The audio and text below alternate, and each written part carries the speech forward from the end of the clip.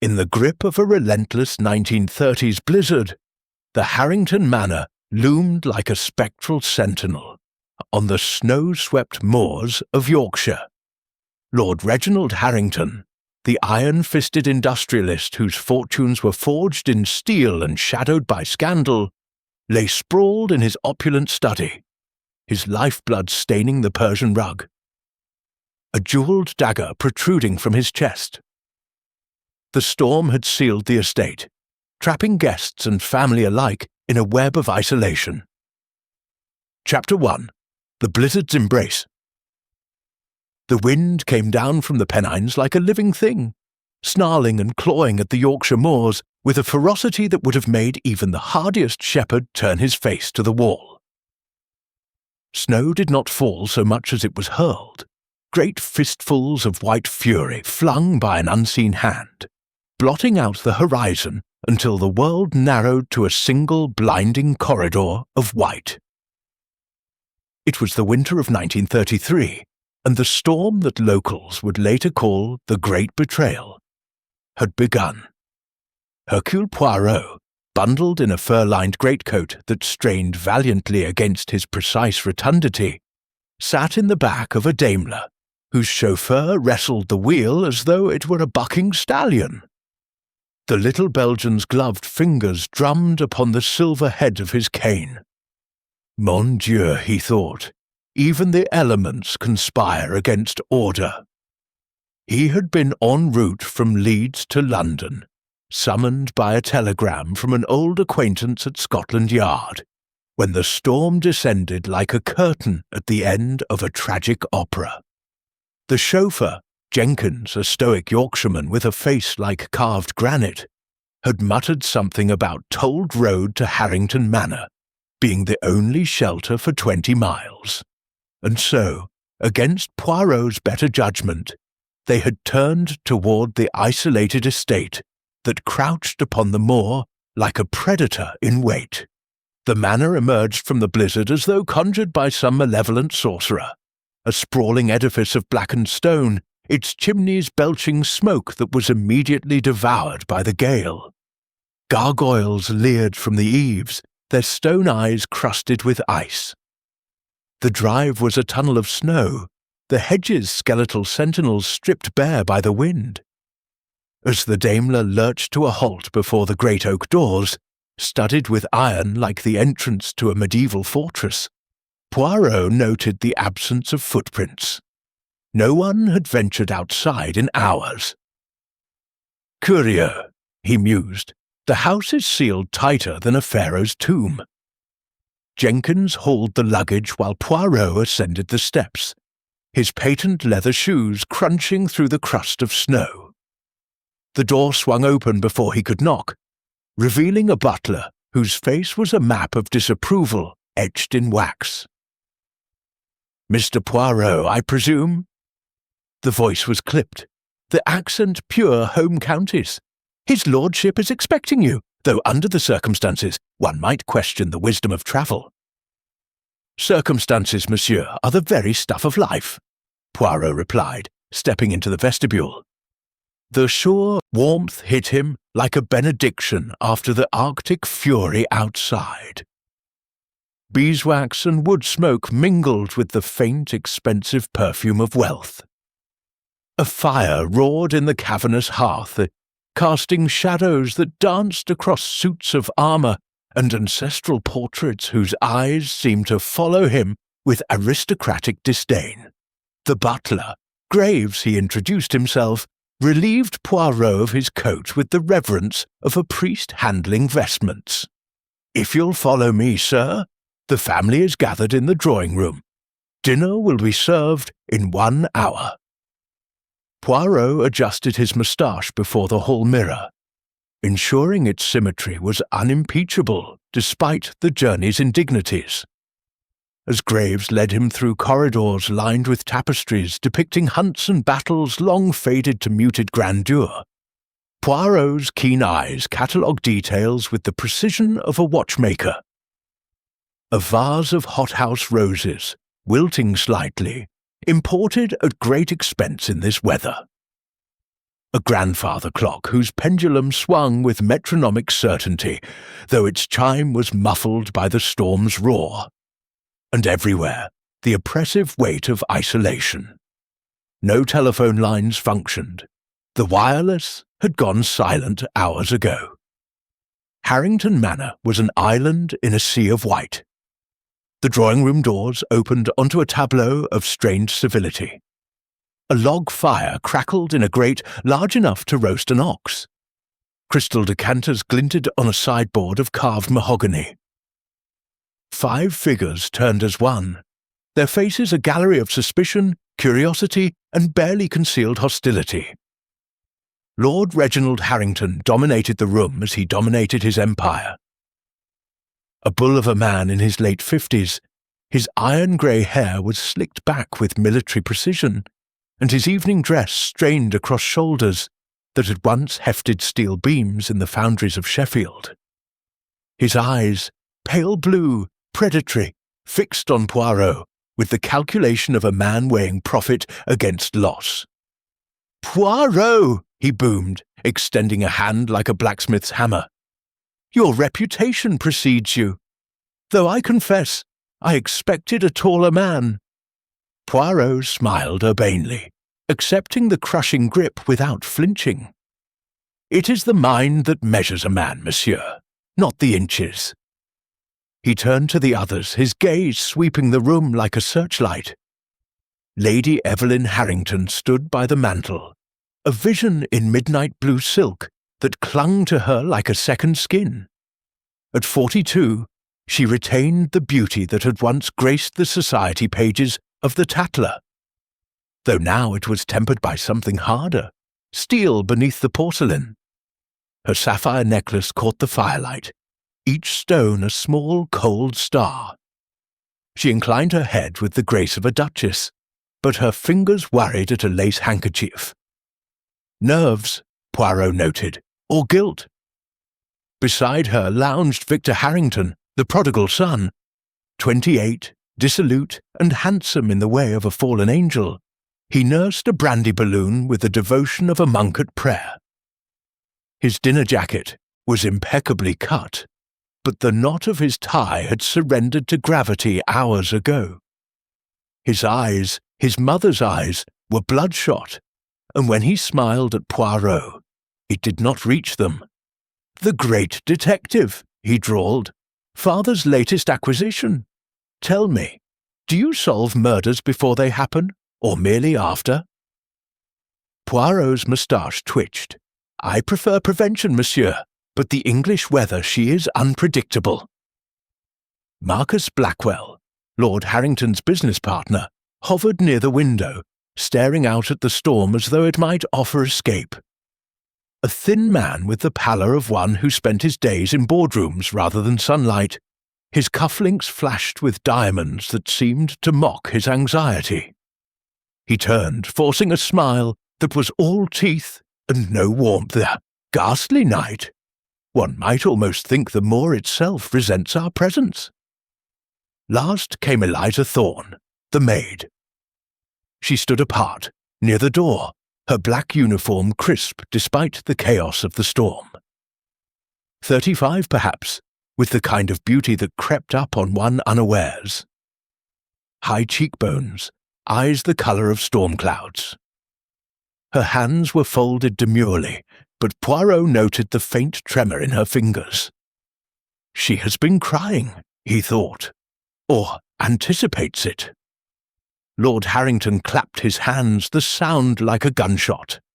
"Enough pleasantries. Graves, the decanter. Poirot, you'll take a drop of the AO8, I trust. None of your continental nonsense." He poured with the generosity of a man who measured worth in ounces of liquor. "To your health, and to the devil take the storm." They drank. The brandy was liquid fire, warming Poirot from within. Conversation limped along, stilted and brittle.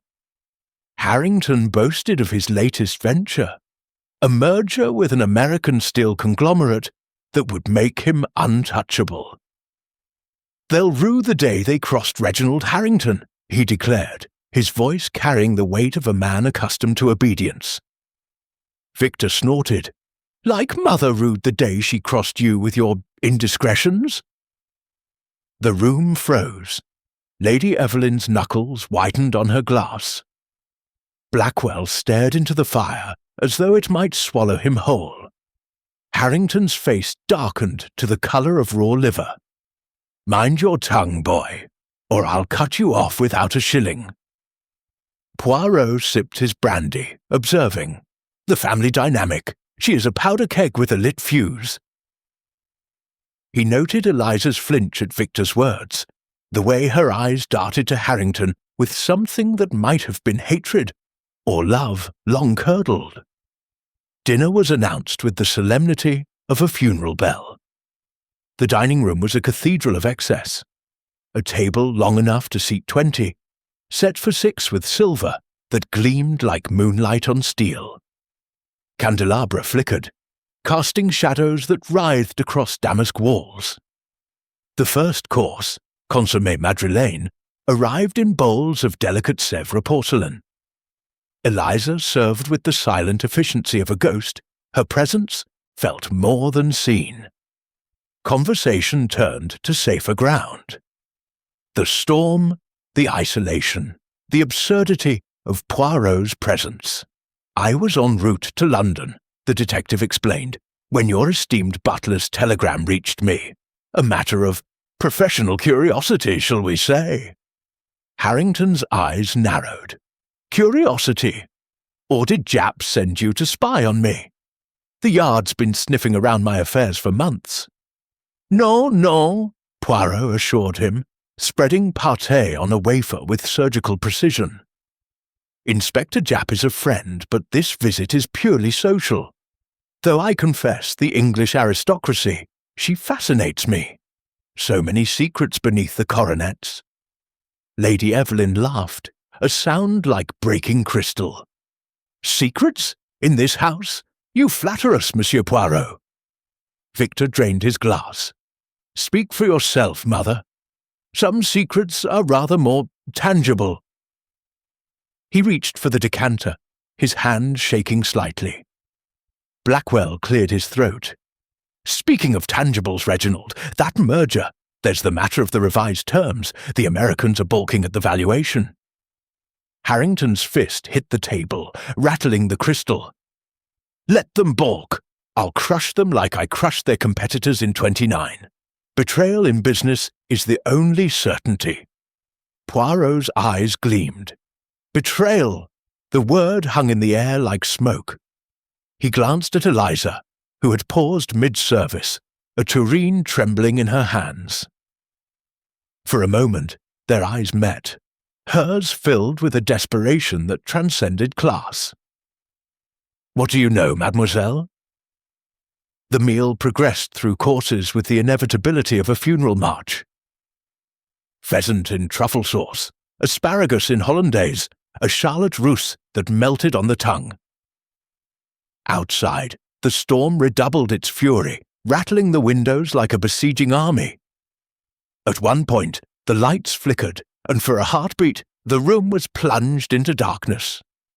When they flared back, Poirot noted Victor's absence from his seat, returned moments later, adjusting his cuffs with a smirk. Dessert was served in silence. Coffee followed in the library, a room lined with leather-bound tomes that smelled of neglect and old money.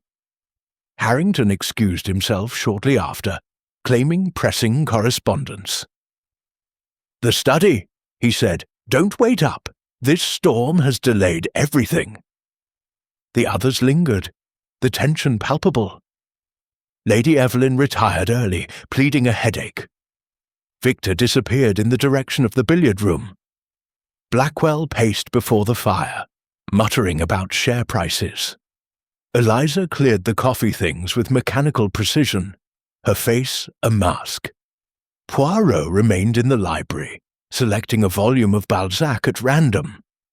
The clock on the mantel ticked with ominous regularity. At 11:47 precisely, a scream shattered the silence, high, keening, unmistakably Eliza's. It came from the direction of the study. Poirot was moving before conscious thought, his cane tapping a rapid tattoo on the parquet. He reached the study door as Graves and Blackwell converged from opposite corridors. The door was ajar, a sliver of light spilling onto the runner like blood. Inside, Lord Reginald Harrington lay sprawled across his desk, his lifeblood soaking into the blotter. A jewelled dagger, exquisitely wrought, its hilt encrusted with rubies, protruded from his chest at a perfect right angle. His eyes stared sightlessly at the ceiling, mouth open in a silent accusation. Snow swirled through the open window, though the drift outside was undisturbed. No footprints marred the virgin white. Eliza stood frozen in the doorway, a silver tray of decanters crashed to the floor at her feet.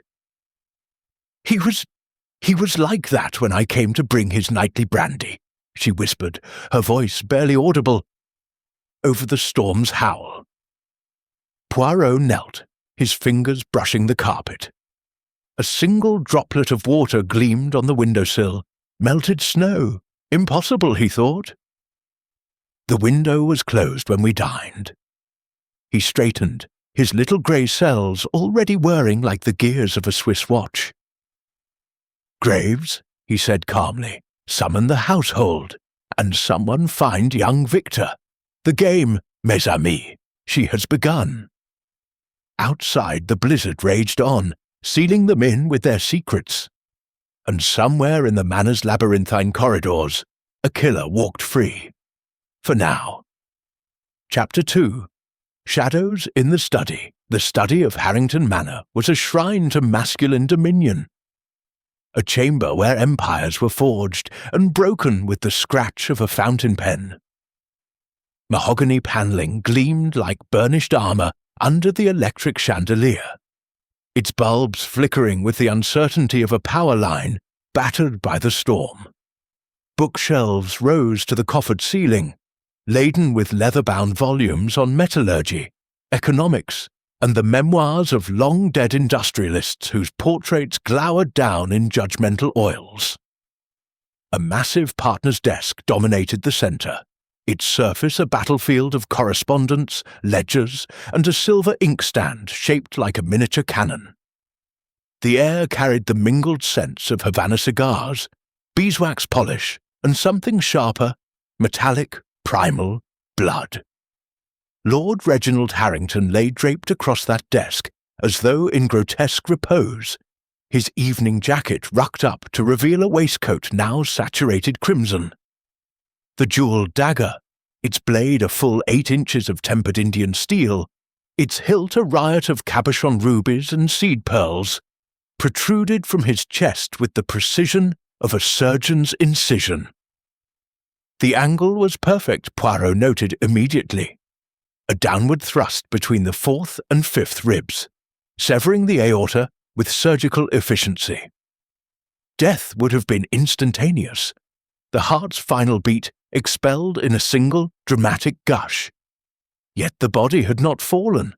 It remained half-seated, one arm flung wide as if in mid-gesture, the other clutching a torn sheet of vellum that fluttered like a surrender flag.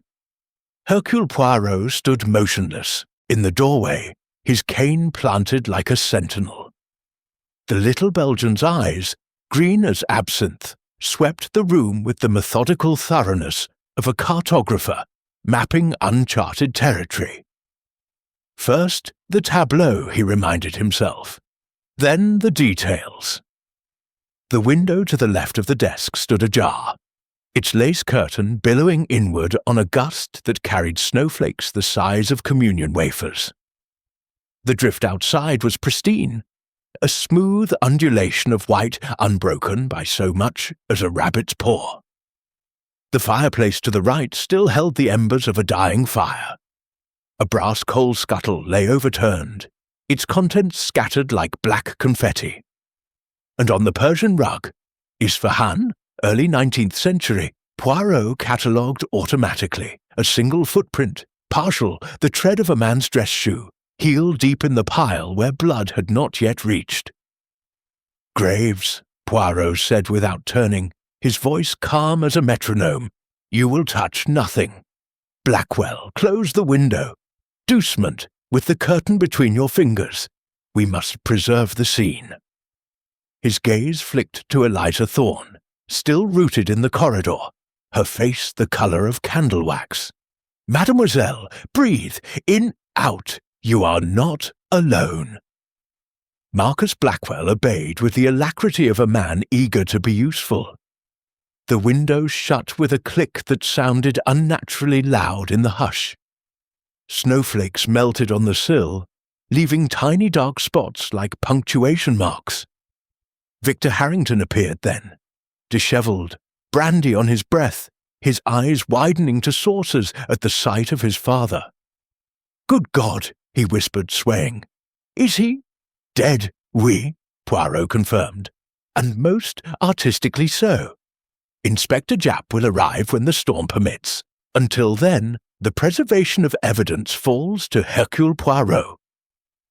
He stepped fully into the room, his movements economical, avoiding the blood pool that spread with lazy inevitability. Kneeling, he examined the footprint.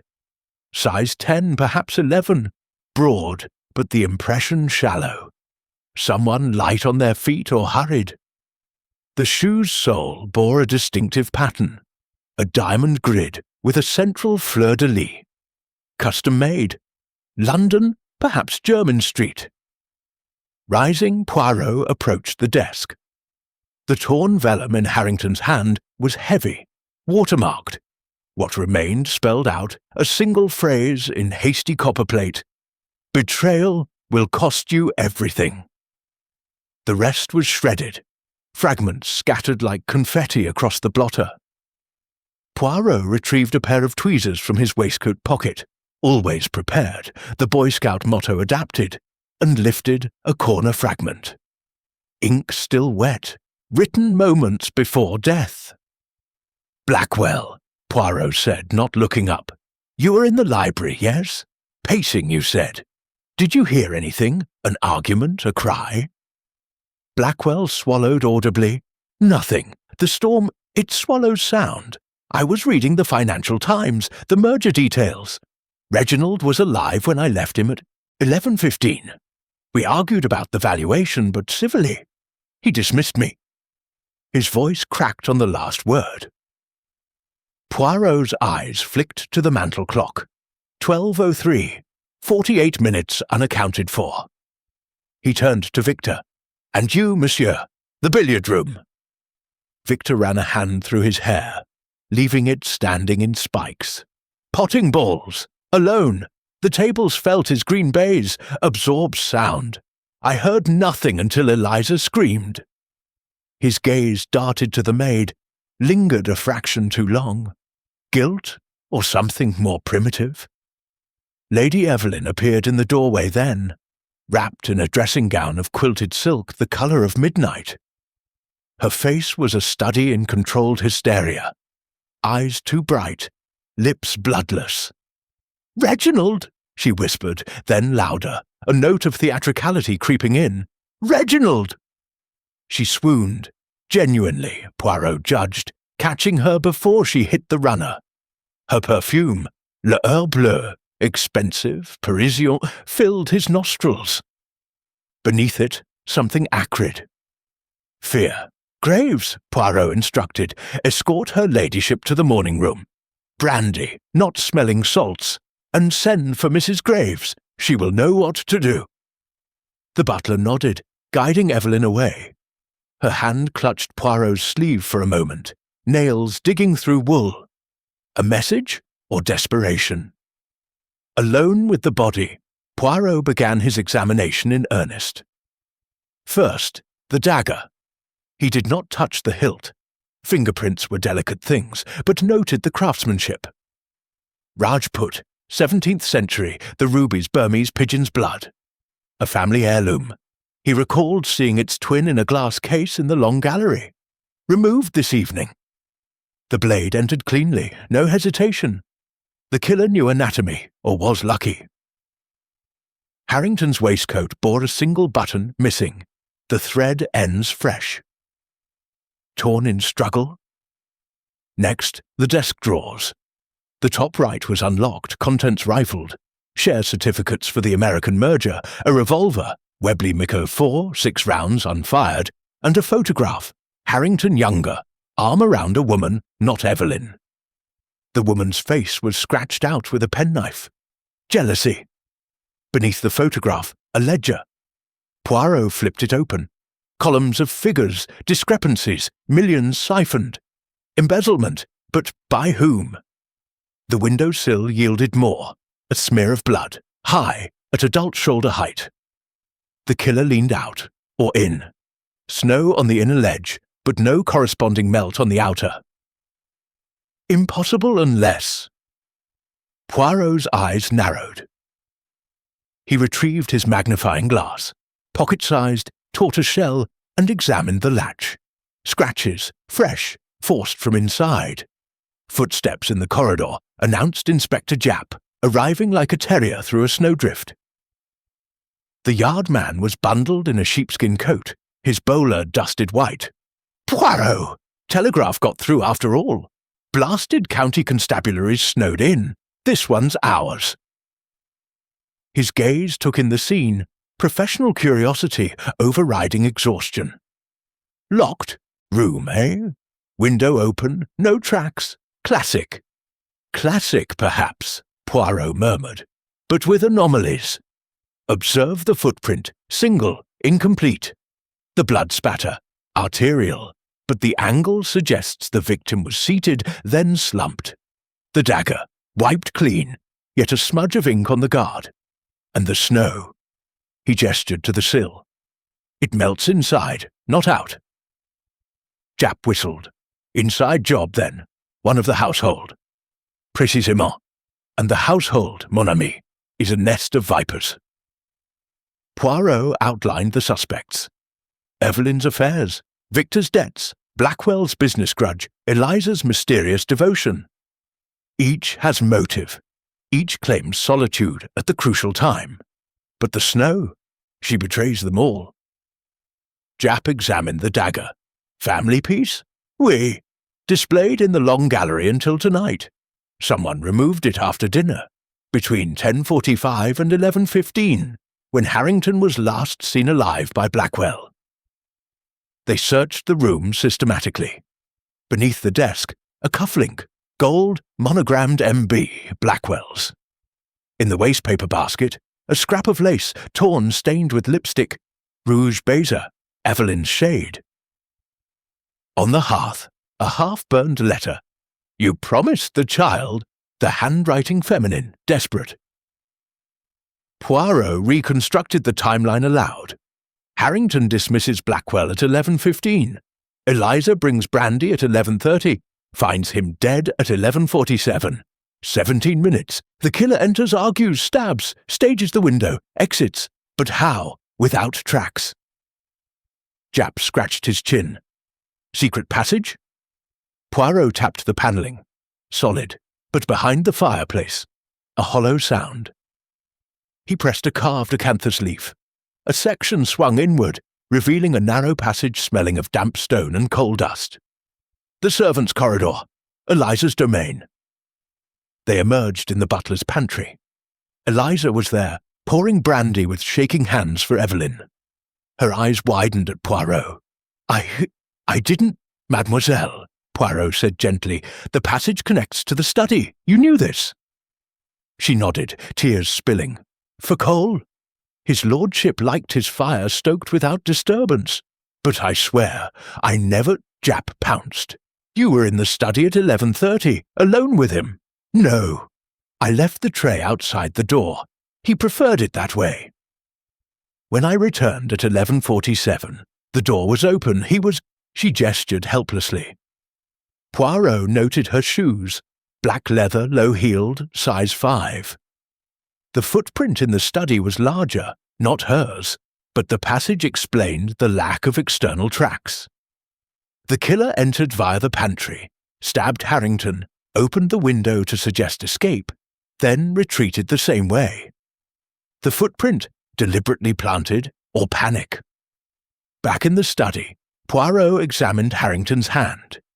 Beneath the nails, fibres, blue silk, matching Evelyn's gown. A struggle after all.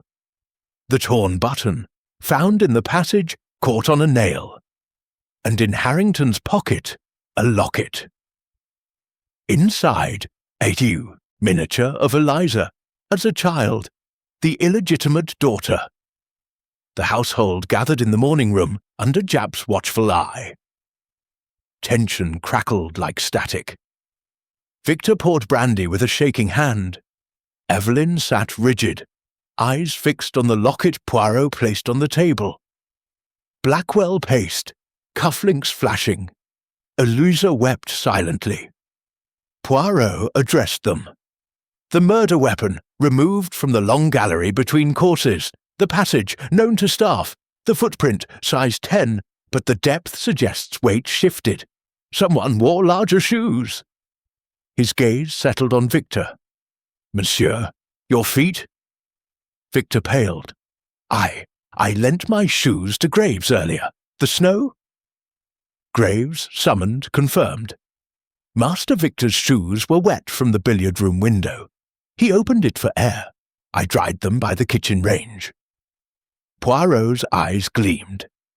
Then the killer borrowed them, planted the print, but the ink on the dagger, Harrington's own from the desk. The killer wrote the note after the murder to mislead.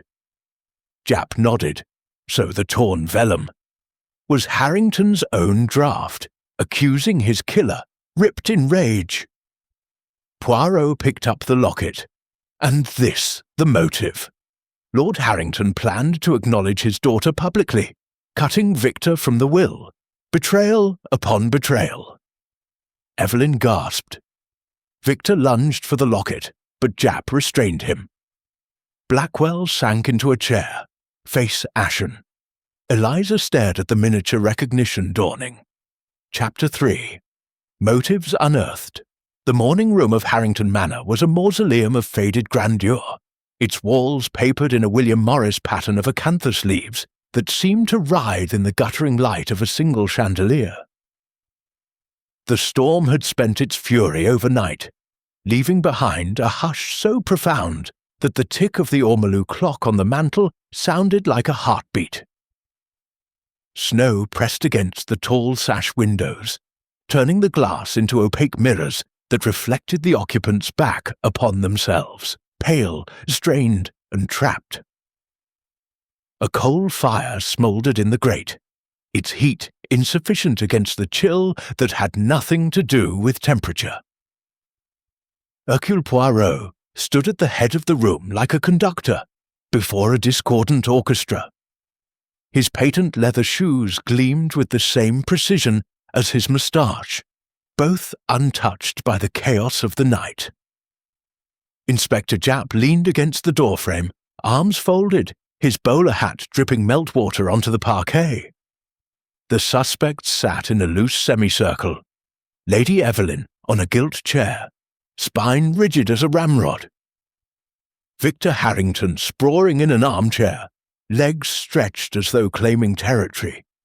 Marcus Blackwell pacing before the fireplace like a caged fox, and Eliza Thorne perched on the edge of a footstool, hands knotted in her apron. Graves hovered in the shadows, a silent sentinel. Poirot clasped his hands behind his back, the picture of composure. "Mesdames et messieurs," he began, his voice crisp with the clarity of a bell. "We are prisoners of the snow, yes, but also of truth. Lord Harrington was murdered between 11:15 and 11:47 last evening. The method, a single thrust of a dagger to the heart. The means, a secret passage known to the household. The motive," he paused, letting the word hang like a guillotine. "Betrayal. And betrayal, like snow, leaves traces." He began with Lady Evelyn. "Madam, you retired at 10:50 pleading a headache. Yet your maid reports you were not in your boudoir until after midnight. Where were you?" Evelyn's sapphire necklace rose and fell with her breath. I walked the long gallery. The storm, it unsettles me. I needed air. Her voice was steady, but her fingers worried the lace handkerchief until it tore.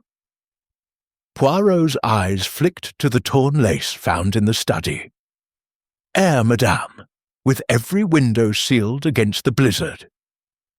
He produced the scrap from his pocket, holding it to the light. This bears your lipstick, rouge baiser, and fibres matching your gown. You were in the study. She paled. I went to speak with Reginald about us. He was alive when I left. At 11:10, perhaps. We argued. He dismissed me. Her gaze darted to Eliza. Ask her. She saw me in the corridor. Eliza nodded, tears brimming. Yes, milady.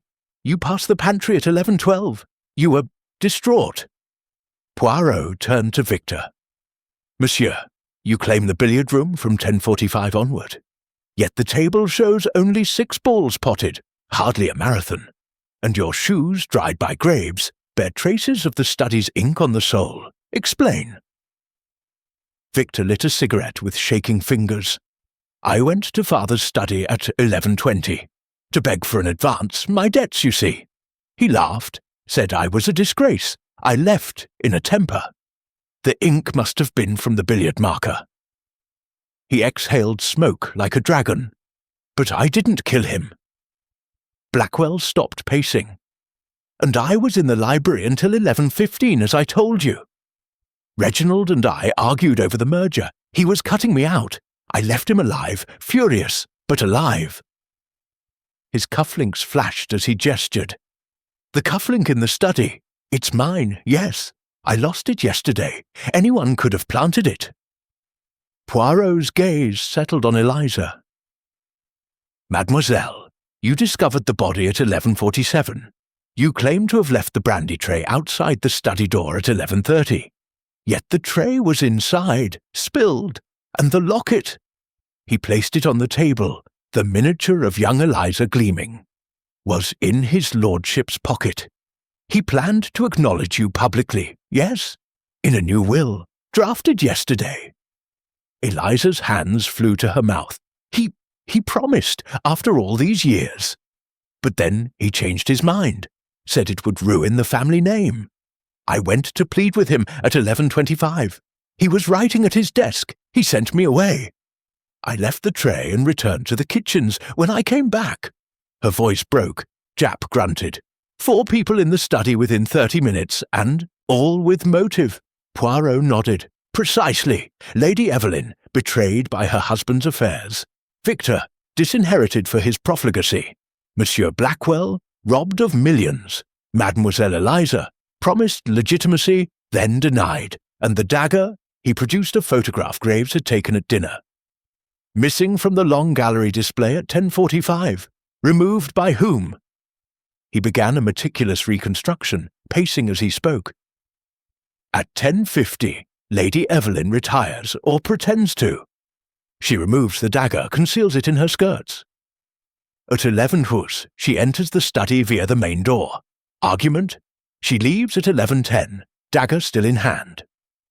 Victor enters at 11:20 via the secret passage. He knows it from childhood games. Another argument. He storms out at 11:25, leaving the ink on his shoe. Eliza enters at 11:25 via the pantry, pleads, is rebuffed. She leaves the tray outside. Blackwell was in the library, Japp interrupted. None. At 11:30, he uses the passage. He has discovered the embezzlement. Harrington was siphoning funds into a private account. Confrontation. Harrington tears the betrayal note, stuffs the locket in his pocket. Blackwell stabs him at 11:35, wipes the dagger, plants Victor's cufflink, no, his own, opens the window, creates the footprint with Victor's borrowed shoes, exits via the passage. Eliza returns at 11:47, finds the body, screams. Blackwell lunged. Lies! Japp restrained him. Easy, sir. Poirot continued, unflustered. But anomalies remain. The footprint, too shallow for Blackwell's weight. The ink on the dagger, Harrington's own, but the pen was in his hand when he died. He wrote the note after the stabbing, impossible, and the locket chain, broken as if torn in struggle. He turned to Evelyn. Madame, the fibres under his lordship's nails, blue silk, your gown, you returned. She stood trembling. Yes, at 11:40. I couldn't sleep, I went to apologize. He was already dead, I panicked. I opened the window to make it look like an intruder. I planted the cufflink, I'd found it earlier. I didn't kill him. Victor laughed bitterly. Mother, the perfect actress. Poirot raised a hand. Silence. The snow reveals all. The footprint, size 10, but the stride short. A woman in men's shoes. The ink smudge, deliberate, to suggest the note was written post-mortem. The real note was destroyed in the fire. This fragment planted.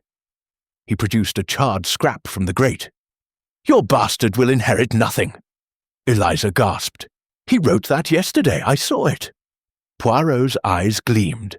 Then the timeline shifts. The killer entered before 11:15. Blackwell argues, leaves. Victor enters, argues, leaves. Eliza pleads, leaves. Evelyn returns at 11:40, finds the body, stages the scene. But the dagger, he examined it under his glass, has 2 sets of prints, one wiped, one partial. Eliza's thumb from when she served, brandy earlier, and another, smaller, gloved. He whirled on Graves. Monsieur le Butler, you dried Victor's shoes. You knew the passage. You served the family for 30 years. And Lord Harrington, he planned to dismiss you for pilfering the wine cellar. Graves stiffened. I resent. Poirot produced a ledger from his pocket. Entries in your hand. Bottles sold to a London dealer. His lordship discovered this yesterday. He confronted you at 11:05, via the passage. You stabbed him in rage, wiped the dagger, planted the cufflink you'd found, opened the window, made the footprint in Victor's shoes, returned to the pantry. Eliza's scream gave you the perfect alibi. Graves bolted for the door. Japp tackled him. Got you! But Poirot shook his head. No, Inspector. Graves is guilty of theft, yes, but not murder. The footprint depth, too light, and the glove fibres, cashmere, Lady Evelyn's. Evelyn collapsed. I didn't mean... He laughed at me, said I was replaceable. The dagger was in my hand from earlier. I struck once, then panic. I staged everything. The window, the print. I thought the snow would hide it all. Victor stared at his mother in horror. Blackwell sank into a chair. Eliza wept silently. Poirot sighed. The snow betrays, madame. It melts, revealing the truth beneath. You killed him at 11:40, after the others had left. The locket, he clutched it in death, a final betrayal. Your gloves left the fibres. Your shoes, in Victor's larger pair, made the print. The ink, you smeared it to suggest a dying message. Japp cuffed her. Lady Evelyn Harrington, I arrest you. As she was led away, Poirot turned to the window. The snow had stopped. Sunlight glinted on the drifts, turning them to diamond. But in the morning room, the shadows remained. Chapter 4. The False Trail. The snow had ceased its assault upon Harrington Manor. But the silence that followed was not peace. It was the hush of a held breath. Dawn crept over the Yorkshire moors in reluctant increments, painting the drifts in shades of pearl and ash. Inside the morning room, the air was thick with the residue of confession and the sour tang of fear. Lady Evelyn Harrington sat handcuffed to a gilt chair that had once hosted duchesses and dowagers, her sapphire necklace now a mocking crown upon a fallen queen. Inspector Japp stood over her, notebook in hand, his face a study in professional satisfaction tempered by the unease of arresting a peeress. Victor Harrington had retreated to the window, staring out at the white expanse as though it might swallow him whole. Marcus Blackwell nursed a brandy he had not tasted, his cufflinks dimmed by the morning light. Eliza Thorne remained on her footstool, hands folded so tightly the knuckles gleamed like ivory. Graves, exonerated of murder but not of theft, stood in the corner. His butler's mask cracked to reveal a man aged a decade in a night. Hercule Poirot, however, was not satisfied. He paced the room with the measured tread of a leopard, his cane tapping a counter-rhythm to the ormolu clock. His little grey cells, far from quiescent, churned like the gears of a Swiss chronometer. "None," he murmured to himself. "It is too neat, too convenient. The English, they love their tidy endings, but murder, she is never tidy." Lady Evelyn's confession had the ring of truth, yet it rang hollow in places, like a cracked bell. The footprint in Victor's shoes, the cashmere fibres, the timing. Something eluded him, a shadow at the edge of vision. "Inspector," Poirot said abruptly, halting before Japp, "you will indulge me. We accept Madame's confession, provisionally, but the scene must be re-examined. The snow has stopped. The light is good. We return to the study." Japp hesitated.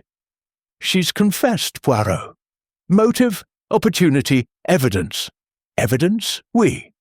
But evidence can lie, mon ami, like a false trail in the snow." He gestured toward the window. "Observe, the drifts are pristine, yet last night someone walked them, or appeared to. Come." They processed to the study in solemn procession.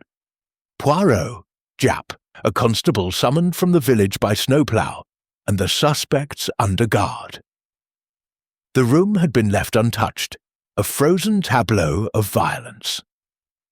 Lord Harrington's body had been removed to the ice house at dawn, but the blood remained, a dark lake upon the Isfahan rug. The dagger lay where it had fallen, bagged for fingerprints. The window was closed, but frost feathered the panes like skeletal fingers. Poirot began with the footprint. He knelt, magnifying glass in hand. Size 10, as we said. Victor's shoes, but observe the depth, barely an inch. Victor weighs 12 stone. In snow, he would sink to the ankle. Yet this print. He pressed his own shoe beside it. His print was deeper, though he was lighter. Suggests weight no more than 9 stone. A woman, yes, or a man slight of build. Japp frowned. Evelyn's no lightweight. Précisément. And the stride, Poirot measured with his cane. Short, hurried, but the edges are crisp, not wind-blurred. Made after the storm eased, perhaps at first light. Victor turned from the window. "You're saying Mother staged it, after confessing?" "No. I am saying the print is a distraction. A red herring, as the English say." Poirot moved to the desk. The torn vellum fragments had been reassembled under glass. "Betrayal will cost you everything." The handwriting was Harrington's, but the ink, Poirot sniffed delicately, different. The desk ink was sepia. This was black, quink, modern. "Planted. The real note burned in the grate." He opened the ledger again, flipping to a new page. Entries in a feminine hand. Evelyn's. Sums transferred to a Swiss account. "But look, the dates. After Harrington's death was discovered. Impossible." Blackwell spoke for the first time. "She could have forged them. Earlier." "Oui, but why? To implicate herself?" Poirot's eyes gleamed. "No. Someone wishes us to believe Lady Evelyn guilty. The cufflink, the lace, the fibres all planted. The locket chain broken deliberately. The cashmere glove." He produced it from his pocket. A delicate thing, monogrammed E. "Found in the passage this morning. Too convenient." Eliza gasped. "That's not Milady's. Hers are kid leather." Poirot whirled. "Then whose?" A silence fell, broken only by the drip of melting snow from the eaves. Poirot reconstructed the night anew. At 10:45 the dagger is removed. By whom? Not Evelyn. She was observed in the dining room. Victor. Possible. Blackwell. He passed the long gallery. Eliza. She served coffee. Graves. He cleared the table. Any could have taken it. He paced. 11:15. Blackwell leaves Harrington alive. 11:20. Victor enters via passage, argues, leaves. 11:25. Eliza pleads, leaves tray outside. 11:30. Someone else enters, not Evelyn. She was seen by Mrs. Graves in the corridor at 11:28, returning to her room. The killer stabs Harrington, wipes the dagger, plants the cufflink, opens the window, makes the footprint. Later, when snow has softened, exits via passage. Eliza returns at 11:47, screams. Japp scratched his head. But Evelyn confessed. She confessed to finding the body and staging the scene. She believed she was protecting someone. Victor, perhaps. Poirot turned to the son. Monsieur, you lent your shoes to Graves at 11:15. He returned them at 11:10. Where were they between? Victor paled. In the kitchen. Anyone could have. Exactement. Poirot moved to the fireplace. The coal scuttle, overturned deliberately. He lifted it. Beneath, a second dagger, identical to the murder weapon, its blade clean. The twin from the long gallery. Removed earlier. Why? Blackwell's voice was hoarse. To frame someone. Or to replace the real weapon.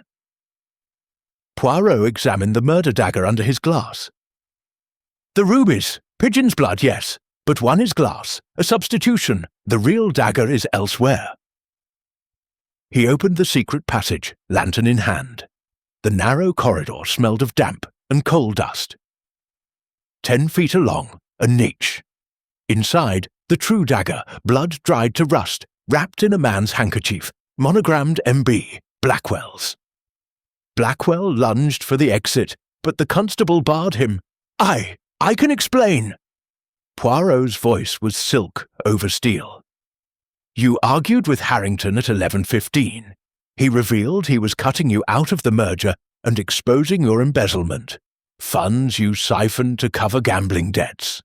You stabbed him in rage, wiped the dagger, substituted the fake to buy time, planted your own cufflink to suggest framing, took Victor's shoes, made the print at dawn when snow was soft, left the glove, stolen from Evelyn's room, the ledger entries, forged by you in her hand, using her pen stolen yesterday.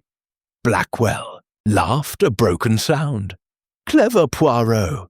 But the locket, Evelyn's motive, was your insurance. You knew of Eliza's parentage. Harrington confided in you. You broke the chain, planted it. Evelyn, finding the body, assumed her son's guilt and confessed to protect him. Victor stared at Blackwell. Betrayal raw. You bastard! You used my mother. Japp cuffed Blackwell. Marcus Blackwell, I arrest you for the murder of Lord Reginald Harrington. As he was led away, Poirot turned to Evelyn. Madam, you are free. Your confession was noble, but misguided. She wept silently, the necklace glinting like tears. Outside, the snow began to melt in earnest, rivulets carving channels through the drifts. False trails washed away, revealing the true path beneath. Chapter 5. Whispers of the Past. The thaw had begun in earnest. Water dripped from the eaves of Harrington Manor in a steady, relentless rhythm, each drop a tiny hammer striking the coffin of the night's illusions. The Yorkshire moors, so recently a wasteland of white, now revealed their secrets. Patches of heather, the rusted skeleton of an old cart, the glint of a discarded horseshoe. Inside the manor the atmosphere was no less transformed. The morning room, once a prison, had become a confessional.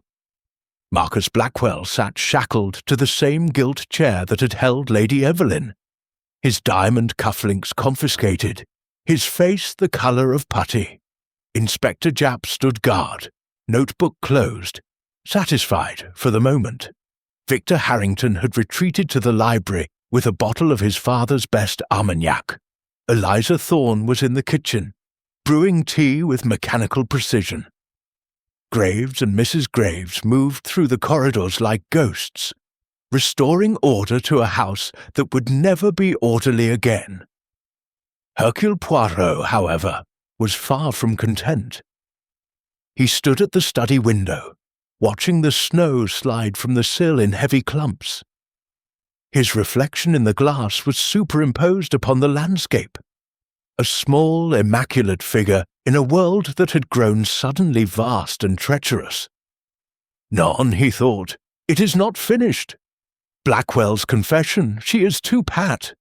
The little grey cells, they revolt. The substituted dagger, the forged ledger entries, the planted glove, all clever, yes. But the footprint depth, the ink discrepancy, the locket chains break, these were not the work of a man in panic. They were calculated, layered, the product of a mind that had planned for every contingency. Blackwell was a gambler, not a chess master. Someone else had set the board." "Inspector," Poirot said, turning from the window, "you will humour me once more. We have a confession, oui. But confessions can be purchased, like shares on the exchange. We must dig deeper, into the past. The roots of this betrayal, they lie buried, like the moor beneath the snow." Japp sighed. "You're never happy, are you, Poirot? Blackwell's handkerchief, the blood, the dagger, he's bang, to rights. Bang to rights, perhaps, but not the only one with rights." Poirot's eyes gleamed. "Summon the household. We begin with the victim. Lord Reginald Harrington. He was not born to this manor. He clawed his way up from the slag heaps of Sheffield. Let us unearth his ghosts." They gathered in the long gallery, a cavernous space lined with portraits of Harrington ancestors who had never existed. The storm had knocked out the electricity. Candles flickered in sconces, casting shadows that danced like conspirators. Poirot stood beneath a painting of a stern Elizabethan in ruff and doublet, Harrington's great-grandfather, allegedly.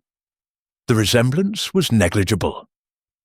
Lord Harrington, Poirot began, was a self-made man, born 1875 in a terraced house off West Bar.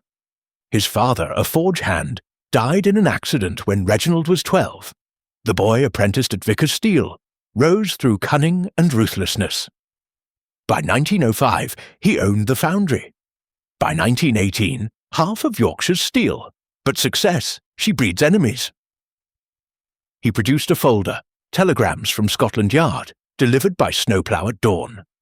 Threats, anonymous, you stole my patent, my wife, my life, all from the past 20 years.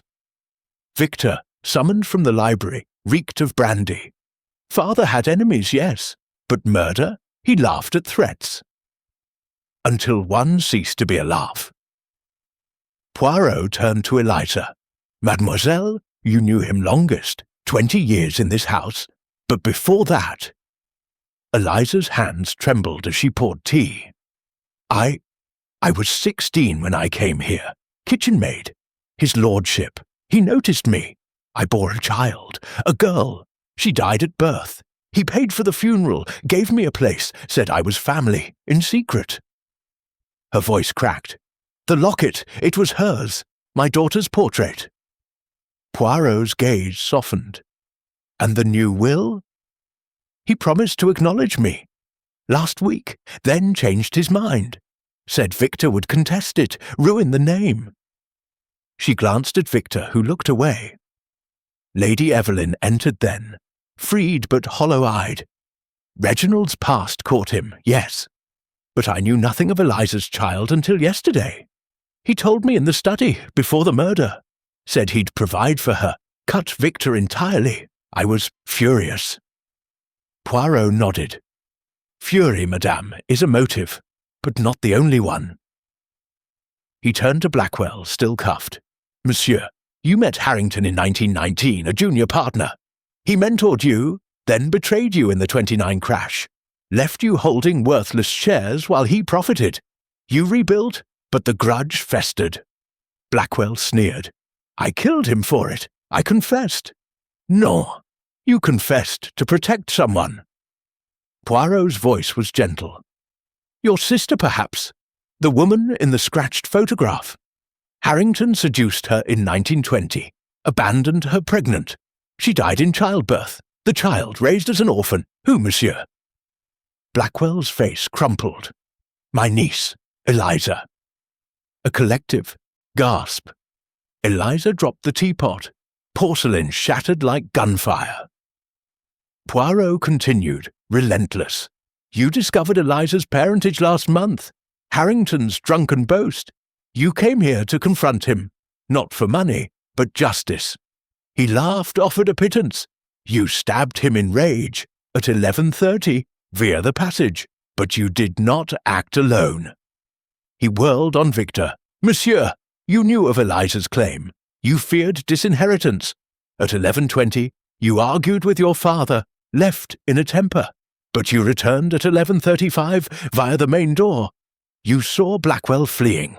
You finished the job, substituted the dagger, planted evidence to frame your mother, whom you blamed for everything. The footprint, yours, in your own shoes, made at dawn when snow was slush. The ledger forgeries, your handwriting, mimicking Evelyn's. You are left-handed, the slant matches. Victor laughed a hollow sound. Absurd. I was drunk. No, you staged the billiard game. 6 balls potted in 2 hours. The cue chalk on your fingers, but no resin on the table. You watched from the doorway as Blackwell struck the blow, then ensured death. The locket. You broke the chain to implicate Eliza, your rival. Japp moved to cuff him, but Poirot raised a hand. Attendes, there is more. He turned to Eliza. Mademoiselle, you entered at 11:25, saw your father alive, pleading, but you returned at 11:45, after Blackwell's strike but before Victor's. You found him dying. You wiped the dagger, planted the cufflink, Blackwell's to protect your uncle. You opened the window, made the first print, shallow, your weight, the glove, yours, cashmere, monogrammed E for Eliza, not Evelyn. Eliza wept. He was my father. I wanted him to suffer, not die. But when I saw him bleeding, I tried to save him. The snow. It was to confuse. Poirot's voice was sorrowful. You all betrayed him, and each other. Blackwell struck the blow. Victor ensured death. Eliza staged the scene. Evelyn confessed to shield her son. A conspiracy of blood and snow. He produced the true dagger from the passage niche. Blood analyzed by the constable's portable kit. Blackwell's prints. Victor's on the substitute. Eliza's on the glove. The footprint cast. 3 depths, 3 culprits. Japp arrested them all. Blackwell for murder. Victor for accessory. Eliza for obstruction. Evelyn, innocent of blood but not silence, was released to a ruined life. As they were led away, Poirot stood alone in the gallery. The thaw had revealed a rusted sign beneath the snow. Harrington Steelworks, 1905. The Manor's foundation, built on betrayal. Outside, the moor steamed in the rising sun. Whispers of the past, finally silenced. Chapter 6. The melting deception. The thaw had become a deluge. Water poured from the gutters of Harrington Manor in silver torrents, carving runnels through the snow that exposed the black earth beneath, like wounds in white flesh. The moors steamed under a weak February sun, and the air carried the mineral scent of rebirth, or rot. Inside the manor, the long gallery had been transformed into a courtroom of candlelight and accusation. The ancestral portraits seemed to lean forward, their painted eyes avid for the next act in the family tragedy. 3 constables, summoned by snowplow from the village, stood at the doors. Inspector Japp occupied the centre like a ringmaster, his bowler now dry but his patience frayed. The suspects, Marcus Blackwell, Victor Harrington, Eliza Thorne, sat in a row on a velvet banquette, wrists cuffed with the quiet click of steel. Lady Evelyn, exonerated of murder but not of complicity in silence, stood apart near a window, her reflection fractured in the melting panes. Graves and Mrs. Graves had been dismissed to the servants' hall. Their testimony was complete, their loyalty shattered. Hercule Poirot stood before the great fireplace, its carved marble mantel now bare. The twin daggers, true and false, lay bagged on a side table beside the locket, the glove, the ledger, the footprint casts. He held a single sheet of vellum. The reassembled betrayal note, its ink now revealed under ultraviolet light, a portable lamp borrowed from the constable's kit, to be a chemical forgery. His little grey cells, far from exhausted, burned with the cold fire of certainty. "Mesdames et messieurs," he began, his voice resonant in the vaulted space, "we have unravelled a tapestry of deceit, thread by thread. Blackwell struck the blow. Victor ensured death. Eliza staged the confusion. Yet the pattern, she is incomplete. A deception remains, melting like the snow outside, revealing what was always beneath. We must follow the water to its source." He turned first to Blackwell. "Monsieur, your confession was noble, misguided but noble. You believed you acted alone. Yet the dagger substitution, the footprint timing, the ledger forgeries, these required knowledge of the house, the shoes, the handwriting. You arrived yesterday. You could not know the secret passage's quirks, the exact weight of Victor's shoes in slush, the slant of Evelyn's pen. Someone guided you." Blackwell's head jerked up. "I acted alone. I told you." "No. You told me what you believed." Poirot produced a telegram from his waistcoat. "From your London bank. A withdrawal of £5,000 yesterday morning. Paid to whom?" Blackwell paled. A private matter." "Paid to the true architect of this murder." Poirot whirled on Victor. "Monsieur, you are a gambler, yes, but not of cards, of lives. You discovered Eliza's parentage last month through your father's drunken papers. You feared disinheritance. You contacted Blackwell, your father's old partner, with a proposition: remove the obstacle, split the inheritance. You provided the passage map, the shoes, the gloves stolen from your mother's drawer. You watched from the billiard room doorway as Blackwell struck, then entered to twist the dagger, ensuring death. The footprint at dawn, yours, but you wore Eliza's boots over your own to lighten the impression." Victor laughed, a brittle sound. "Fantasies, Poirot. I was drunk. No, the billiard table, 6 balls potted, but the cue rest moved after the scream. You returned. The chalk on your fingers, fresh at 11:50 when Eliza screamed. You staged the drunkenness." Poirot turned to Eliza. "Mademoiselle, you are the pivot. You knew the passage intimately. You entered at 11:45, found your father dying, Blackwell fleeing. You did not scream immediately. You wiped the dagger, planted the cufflink, opened the window, but the print, too deep for your weight alone. You carried something, the substitute dagger, wrapped in the handkerchief.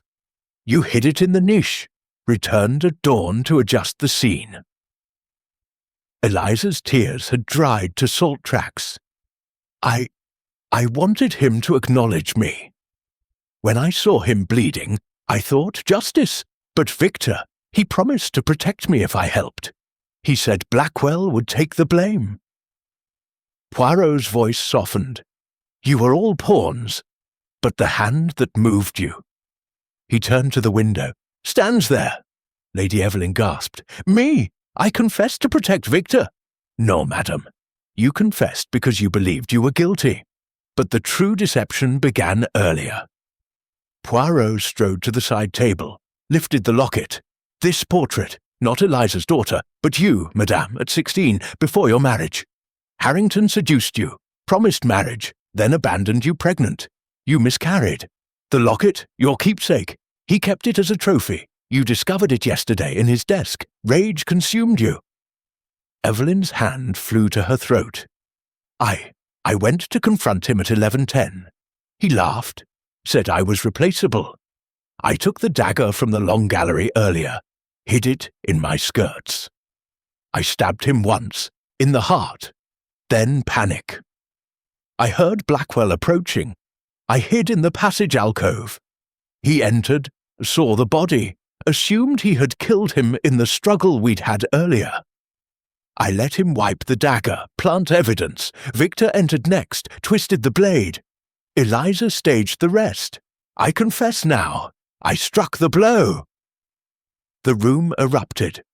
Jap lunged to restrain her, but Poirot raised a hand. Attendez, the deception melts further. He produced the true dagger, from the niche, blood analysed, Harrington's, but also traces of laudanum. The blade was poisoned, a slow-acting curate's mixture, administered in the brandy at dinner.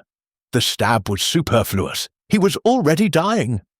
The footprint depths, 4 distinct impressions now, under ultraviolet. Evelyn's heel, Blackwell's toe, Victor's arch, Eliza's ball, all complicit but none the sole killer. He turned to the portraits. The true architect is not among the living. He lifted the Elizabethan painting. Behind, a safe. Combination. Eliza's birth date, from the locket. Inside, a will dated yesterday. Leaving everything to a trust for Eliza, administered by Graves. A letter. If I die, the betrayal is complete. The child inherits, the others nothing. Graves, summoned, entered pale. His lordship. He changed the will at 10:30, made me witness, said the others had betrayed him too long. I was to announce it at breakfast. Poirot's eyes gleamed. Then the murder was to prevent the will's reading. But the poison? Administered by whom? He examined the brandy decanter from the study. Residue, laudanum, enough to fell an ox. The decanter was refilled at 10:45 by Eliza, under Graves's instruction, but the poison was added earlier, in the cellar by the one who knew Harrington's habit of a nightcap. He turned to Mrs. Graves, who had entered silently. "Madam, you have served this house 40 years. Your husband's theft, you covered it, but Harrington discovered, threatened dismissal. You poisoned the decanter at 10:30, knowing Eliza would serve it. The stab, the staging, all to distract from the poison. You wore Eliza's boots for the print, Victor's shoes for depth. The glove, yours, monogrammed E for Eleanor. You orchestrated the confessions, the evidence to protect your husband's pension." Mrs. Graves collapsed. "He was going to ruin us, after all these years." Jap cuffed her. "Eleanor Graves, I arrest you for murder." As she was led away, Poirot addressed the others. "Blackwell, Victor, Eliza, Evelyn, you are accessories, misled by a servant's desperation. The snow melted, revealing the true betrayal, from below stairs. Outside the moor lay bare, secrets washed clean." Chapter 7. Alliances fractured. The long gallery had become a tribunal of melted wax and fractured loyalties. Candles guttered in their sconces, sending rivulets of tallow down the walls like tears upon the ancestral portraits. The thaw outside had turned the snow to slush. Water seeped beneath the great oak doors, pooling on the parquet in dark, accusing stains. The air was heavy with the scent of wet wool, candle smoke, and the metallic tang of fear. 4 constables now flanked the room, their boots leaving muddy prints that overlapped like the footprints in the study. Inspector Japp stood at the centre, his bowler finally retired to a side table, his face etched with the weariness of a man who had arrested a peeress, a prodigal son, a business partner, a maid, and now a housekeeper, in the space of 12 hours. The suspects sat in a ragged line. Lady Evelyn, wrists free but spirit cuffed. Victor Harrington, dishevelled and sober. Marcus Blackwell, diamond cufflinks confiscated. Eliza Thorne, apron discarded. And Mrs. Eleanor Graves, the architect of the final deception, her grey bun unravelling like the plot itself.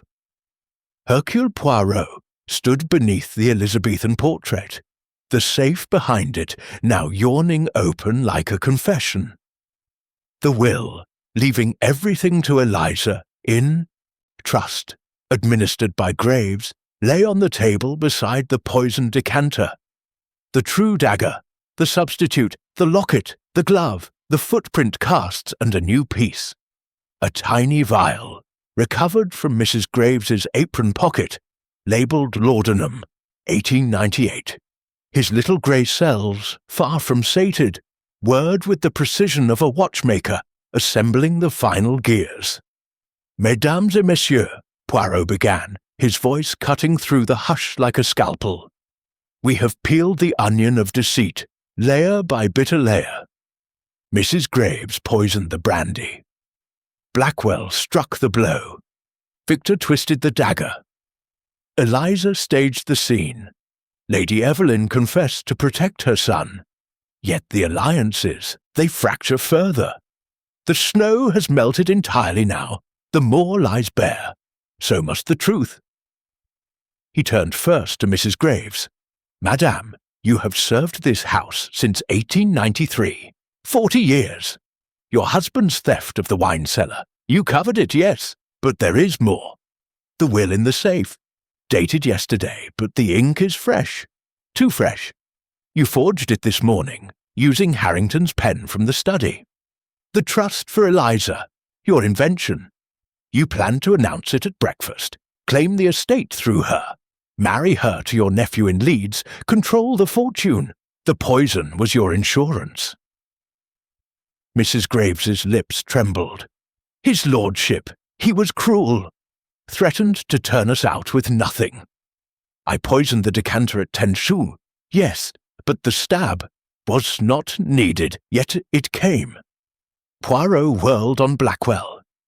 Monsieur, you entered at 11:15, argued, struck in rage, but you did not act alone.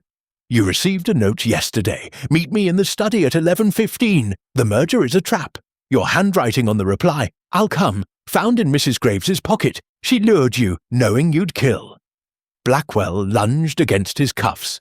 She used me. Oui, as she used all. Poirot turned to Victor. Monsieur, you discovered the poison at 11:20. Smelled the laudanum in the study glass. You twisted the dagger to hasten death, fearing your father would reveal your own embezzlement from the estate accounts. The ledger, your forgeries, not Evelyn's. You wore Eliza's boots over your own for the print, planted the glove. But the substitute dagger, Mrs. Graves provided it from the long gallery twin to confuse the timeline. Victor's face crumpled. She promised me a share if I helped frame Blackwell. Poirot's gaze settled on Eliza. Mademoiselle, you entered at 11:45, found your father dying, Blackwell fleeing, Victor twisting the blade. You wiped the dagger, planted the cufflink, opened the window, but the locket, you broke the chain deliberately to implicate Evelyn, whom you blamed for your mother's abandonment. Mrs. Graves coached you. Protect the will, child. You believed her. Eliza wept. She said I'd be lady of the manor. Poirot turned to Evelyn. Madame, you entered at 11:40, found the body, assumed Victor's guilt. You staged the footprint at dawn.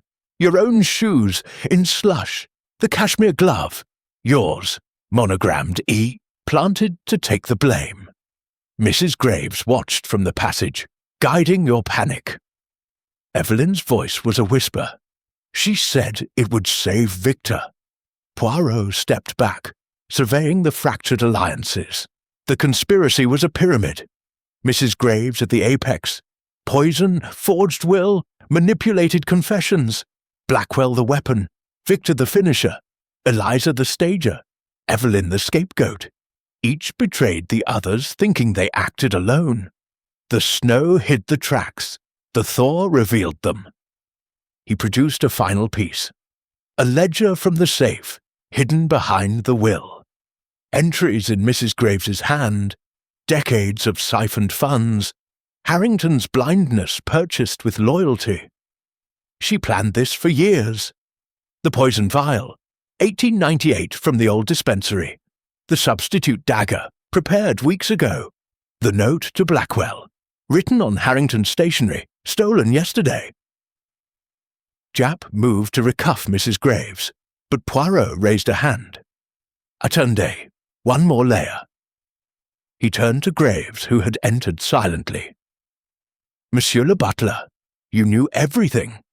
You witnessed the forged will, delivered the note to Blackwell, dried Victor's shoes to provide the print. You wore Eliza's boots for the deepest impression. The theft, you began it to fund your wife's plan. But the final betrayal... He produced a second vial from Graves's coat. Cyanide. For yourself, if caught. Graves sank to his knees. She was my life. 40 years. Poirot's voice was sorrowful. You poisoned the brandy together. You both stabbed, Mrs. Graves with the true dagger, you with the substitute, to confuse. You all entered the study in sequence, 11:15. Blackwell argues, 11:20. Victor twists, 11:25. Eliza pleads, 11:30. Mrs. Graves poisons the glass he hadn't drunk, 11:35. Graves stabs with the substitute, 11:40. Evelyn finds the body, 11:45. Eliza stages. The footprint, layered by all, in slush at dawn. Chapter 8. The Gathering Storm. The storm had returned, but it was no longer snow. A raw wind hurled rain against the long gallery's tall windows, turning the glass into weeping mirrors. Inside, the air crackled with the electricity of revelation. Candles had been relit. Their flames trembled in the draught, throwing frantic shadows across the ancestral portraits. The evidence table now groaned under the weight of truth. True dagger, substitute, poisoned decanter, forged will, genuine will, locket, glove, layered footprint cast, 2 vials, ledgers, forged note, chemist's receipt, handkerchiefs, lace scrap, cufflink, every item catalogued, labelled, damning. Hercule Poirot stood at the table's head, a small general before a battlefield of deceit. Inspector Japp flanked him, notebook open, pencil poised. The suspects, Lady Evelyn, Victor, Blackwell, Eliza, Mr. and Mrs. Graves, sat in a semicircle, wrists cuffed, faces pale as the vanished snow. 4 constables guarded the doors. The moor outside was a lake of mud. Poirot's voice cut the tension like a blade. The snow is gone. The thaw has spoken. We gather the storm's harvest. He lifted the genuine will. Dated 3 days ago. Everything to steelworkers' orphans. Eliza, an annuity of $500. The Graveses, nothing. The forged will. He held it beside the true. Ink still wet at dawn. Mrs. Graves's hand guided by desperation. Mrs. Graves lifted her head. 40 years of service for nothing. He laughed when we begged. Poirot turned to the poisoned decanter. Laudanum, 14th of January, purchased by Monsieur Graves in Leeds. Enough to fell a horse, but slow. Harrington sipped once at 10:45. Death would have come by morning. Peaceful, natural. The stab was unnecessary. Graves spoke, voice cracked. We wanted him weak, unable to change the will again. The knife was panic. Poirot's eyes flashed. Whose panic? He lifted the true dagger. Blackwell's prints, 11:15 strike, non-fatal. Victor's on the twist, 11:20. Mrs. Graves on the substitute, 11:30 to confuse. Monsieur Graves adjusted the scene, 11:35. Eliza wiped, 11:25. Evelyn planted lace, 11:40. A relay of betrayal. He moved to the footprint cast. 4 impressions in slush. Dawn, Eliza's ball, lightest. Victor's arch, Heavier, Evelyn's heel, deliberate, Graves's toe, final layer. Each believed they acted alone. The Graveses conducted the orchestra. Blackwell spoke, hoarse. She promised me the merger if I removed him. I struck in rage. Victor laughed bitterly.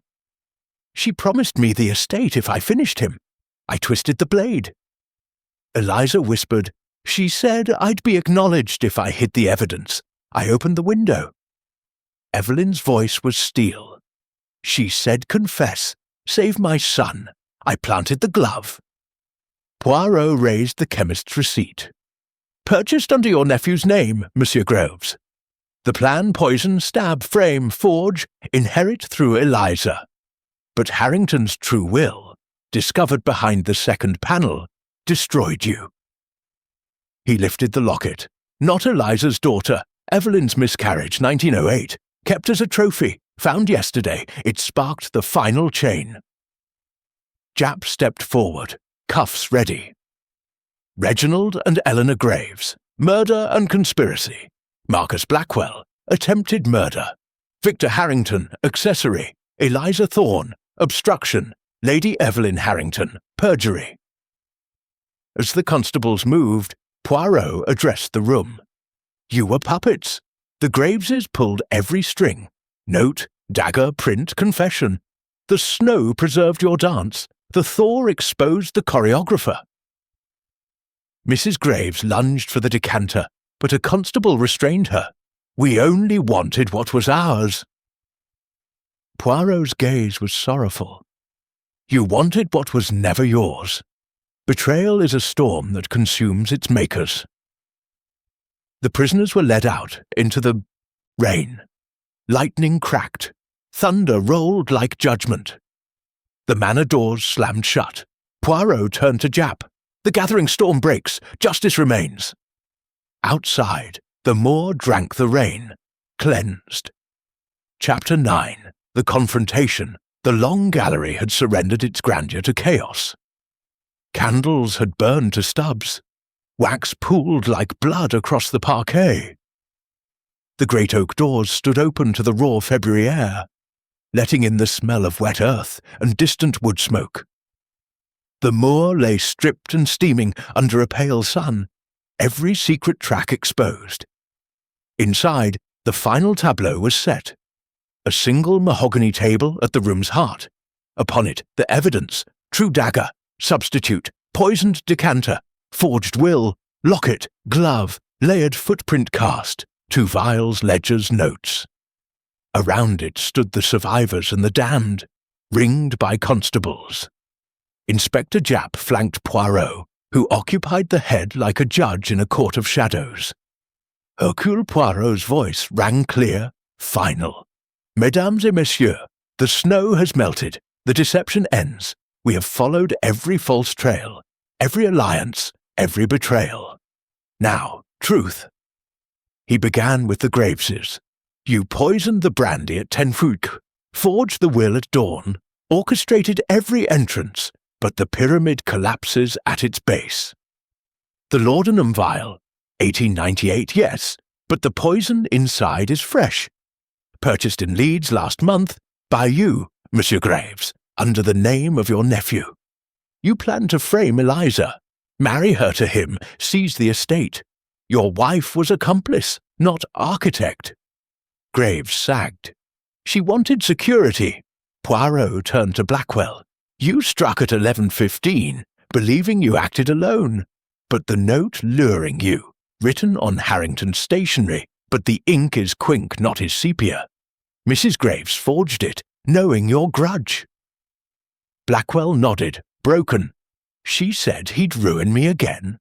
Victor next. You twisted the true dagger at 11:20, fearing exposure of your embezzlement. 12,000 thalers from the merger account, funneled to your bookmaker. The substitute dagger, you carried it, provided by Graves. You wore Eliza's boots over your own for the print's depth. Victor's laugh was hollow. He was already dead. I just made sure. Eliza, tears streaking soot. I entered at 11:25, saw him dying, wiped the blade to protect Uncle Marcus. Mrs. Graves told me to plant the cufflink, open the window. I thought it was to save the will. Evelyn, voice steady at last. I found him at 11:40, assumed Victor's guilt. Mrs. Graves whispered from the passage. Confess, milady, save your son. I planted my glove, adjusted the print at dawn. I was the fool. Poirot lifted the footprint cast. 4 impressions, layered in slush. Eliza's ball, Victor's arch, Evelyn's heel, Graves's toe, a choreography of guilt. He produced the final piece, a telegram delivered minutes ago. From Leeds chemist, laudanum sold to E. Graves, 14th of January. The poison was never meant to kill, only to weaken so the stab would finish him. But Harrington drank little. The blade did the work. Japp stepped forward. Eleanor and Reginald Graves, murder. Marcus Blackwell, attempted murder. Victor Harrington, accessory. Eliza Thorne, obstruction. Lady Evelyn, perjury. As cuffs clicked, Poirot addressed them all. You each entered the study in sequence, believing you acted alone. The Graveses pulled every string. The snow hid your tracks, the thaw revealed them. Betrayal upon betrayal, until none remained. Lady Evelyn was led away last, head high. Tell the Moor it can have its silence back. The gallery emptied. Poirot stood alone amid the wreckage. Outside, the sun climbed, gilding the bare earth. The manor's secrets finally buried. Chapter 10. Resolution in the Thaw. The long gallery stood empty, save for Hercule Poirot and the ghosts of Harrington Manor. The evidence table had been cleared. Only the poison decanter remained. Stoppered and labelled, a mute witness. Outside, the moor steamed under a strengthening sun. Snow was gone entirely. Water rushed in brown rivulets toward the distant becks, carrying away the last white lies. Constables loaded the prisoners into a Black Maria that had churned up the drive on chains. Japp supervised barking orders, his bowler reclaimed and jaunty despite the mud. Poirot lingered beneath the Elizabethan portrait, the safe behind it now locked, the forged will inside, evidence for the Crown. He adjusted his moustache in a cracked mirror, then spoke aloud to the silent room. Order and method, mes amis, always they prevail. He reviewed the final timeline, crisp as a balance sheet. Each believed they acted alone. The Graveses orchestrated every move. Japp returned, wiping mud from his boots. All trussed up, Poirot. Crown prosecutors rubbing his hands, peeress, butler, the lot. Press'll have a field day. Poirot smiled thinly. The press, mon ami, feeds on sensation. Justice feeds on truth. He produced the true will, discovered behind a second panel in the safe. Dated 3 days prior. Harrington's final jest. Everything to charity. Steelworkers, orphans, foundry widows. Eliza gets a modest annuity. The Graveses nothing. The forgery was their desperate counterstroke. Japp whistled. So the manor dies with him. Non, it lives for the living who toiled in his furnaces. Poirot folded the will. The snow betrayed them all. It preserved every print, every sequence. The thaw merely revealed what was always there. They stepped outside. The Black Maria lurched away, chains clinking. Lady Evelyn sat beside Eliza, heads bowed, mother and illegitimate daughter, bound by blood and ruin. Victor stared sightlessly. Blackwell wept silently. The Graveses, side by side after 40 years, held hands through the bars. Poirot watched until the vehicle vanished round the bend. Betrayal, Inspector, is the true inheritance of the rich. Steel, rusts, secrets endure. Japp offered a cigarette. Poirot declined. I prefer order to smoke. A Daimler waited, engine purring. Poirot climbed in, adjusted his Homburg, and spoke to the driver. To the station, s'il vous plaît. London calls. As the car descended the drive, the manor shrank in the mirror, stone and slate, gargoyles dripping, chimneys cold. The moor lay open, heather budding, larks rising. Winter's white shroud was gone, spring's raw truth remained. At the gate, a single snowdrop pushed through the mud, small, defiant, perfect. Poirot smiled. The little grey cells, they are content. The car turned onto the Leeds road. Behind it, Harrington Manor settled into silence, its betrayals melted, its justice served.